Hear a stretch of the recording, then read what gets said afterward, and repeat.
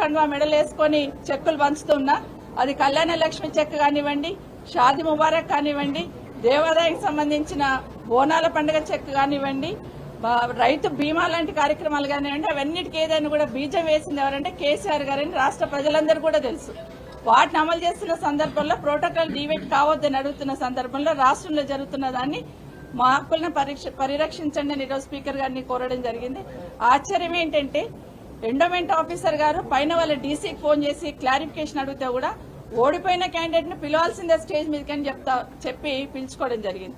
Police officers law and order maintain చేయాల్సిన వాళ్ళు కూడా అడ్జస్ట్ అయిపోండి మేడం అనే కాడికి చెప్పే కాడికి వచ్చారు. ఒక పక్కన ఆయన కూర్చుంటాడు, ఒక పక్కన మీరు కూర్చుంటే అడ్జస్ట్ అయిపోండి మేడం అని చెప్పే కాడికి పోలీస్ ఆఫీసర్స్ వచ్చారంటే ఏం రాజ్యం నడుస్తుంది?